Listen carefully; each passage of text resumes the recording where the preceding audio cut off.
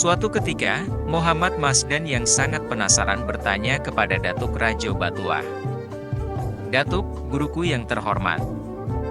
Bisakah engkau terangkan mengapa aku tidak pernah bisa seimbang denganmu, apalagi mengalahkanmu?" "Karena engkau bersilat tidak dengan hati," jawab Datuk Rajo Batuah. Jawaban ini membuat Muhammad Masdan semakin bingung. Semua gerakan Datuk Rajo Batuah sudah ditirukan dengan benar-benar, tetapi tetap saja tidak bisa mengimbangi. "Baiklah, tetapi setelah ini, tidak ada lagi yang bisa saya ajarkan. Jika engkau bisa melakukannya, berarti itu puncak ilmu yang bisa saya berikan," jawab Datuk Rajo Batuah.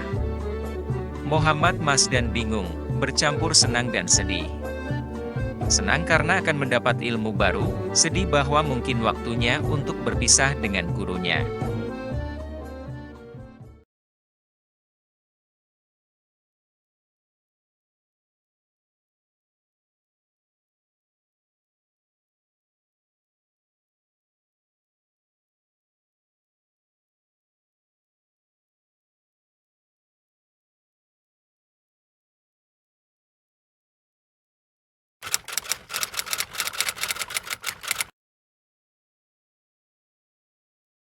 "Baiklah, kita bertanding sekali lagi.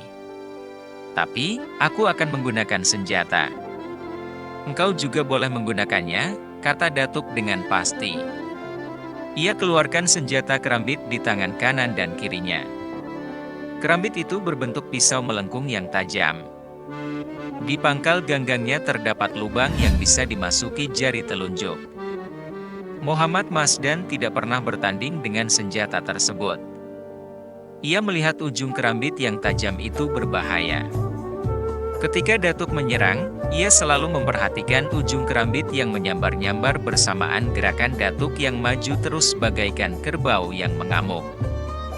Muhammad Masdan kewalahan. Berkali-kali kerambit menggores kulit dan bajunya.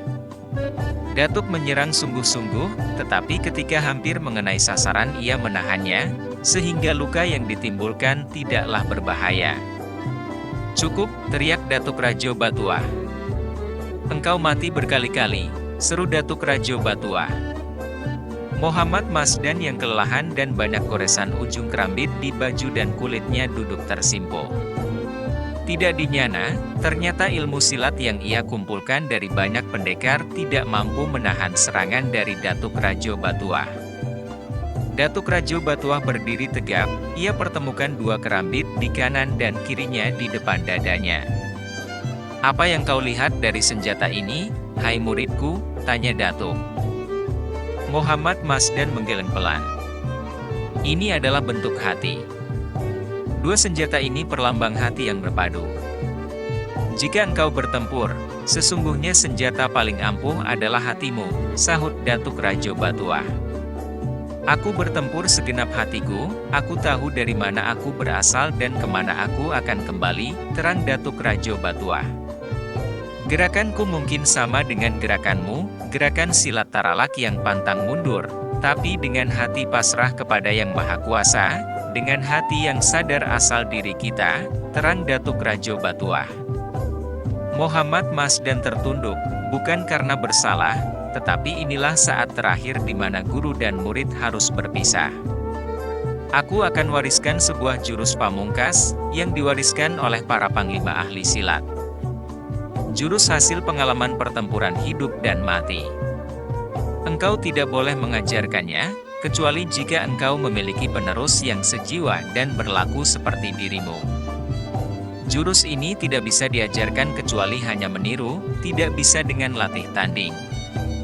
Karena, hanya dua hasilnya, engkau mati atau lawanmu mati." Maka, dengan diiringi kesedihan, Muhammad Masdan belajar ilmu pamungkas. Ilmu yang hanya bisa disimpan sebagai ilmu, yang mungkin tidak akan lagi bisa diajarkan, dan mungkin tidak lagi akan bisa dilakukan. Pertempuran langsung antara kebaikan dan keburukan sudah tidak akan lagi ditemui. Yang muncul mungkin hanyalah zaman tipu muslihat, yang saling memperdaya dan mengadu domba. Walaupun sedih harus berpisah dengan gurunya, Muhammad Masdan tetap ingin terus mengembangkan ilmu silat ke daerah lain. Oleh karena itu, ia pun pergi ke Tanah Rencong Aceh dan tinggal di rumah Suradi, adiknya. Selain belajar ilmu silat asli Aceh dari Tengku Ahmad Mulia Ibrahim, Muhammad Masdan juga memperdalam ilmu olah batin kepada Gusti Kenanga Mangga Tengah dan Cik E Dojo. Selepas dari Aceh, Muhammad Masdan kembali ke Betawi dan Bandung 2 tahun lamanya. Selama itulah Muhammad Masdan merangkum kembali seluruh ilmu-ilmunya, memilih dan memilah mana yang baik bagi dirinya.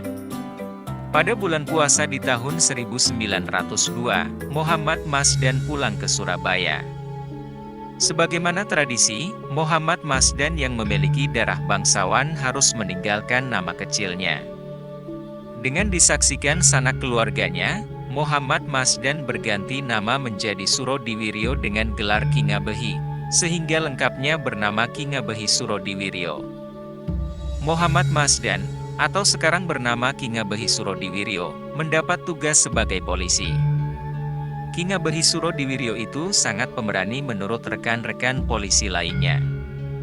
Berkali-kali seorang diri dapat menangkap tahanan dan orang mengamuk yang dijumpainya di jalan. Berkali-kali pula ia dapat menangkap pencuri, melerai perkelahian, bahkan menggerebek sarang perjudian. Ketika menggerebek sarang perjudian, ia mampu melompati pagar tinggi dan membukakan pintu gerbang bagi rekan-rekannya. Karena keberaniannya, Kingabehi Surodiwiryo pun ditugaskan di kota Surabaya. Berbagai ujian pun datang. Pernah sekali waktu, Kingabehi Surodiwiryo harus menenangkan seorang pelaut Belanda bertubuh tinggi besar yang tidak mau mematuhi aturan. Akhirnya terjadi perkelahian, dan Kingabehi Surodiwiryo terpaksa meladeninya hingga si pelaut terlempar ke sungai. Si pelaut kemudian ditolong rekan-rekan polisi dan pergi menjauh. Kehebatan Kingabehi Surodiwiryo mengalahkan pelaut Belanda yang tinggi besar pun tersiar ke seluruh kota. Teman-teman dan saudara Kingabehi pun ingin belajar darinya. Kingabehi sebenarnya segan dijuluki guru, ia merasa tidak pantas menyandangnya karena ia tidak pernah menciptakan jurus-jurus hebat. Ia merasa tetap sebagai murid. Walau demikian, ia mau menularkan ilmunya tetapi bukan sebagai guru, melainkan sebagai saudara tua. Oleh karena itu kemudian ia mendirikan persaudaraan yang disebut Sedulur Tunggal Kecer, atau disingkat STK.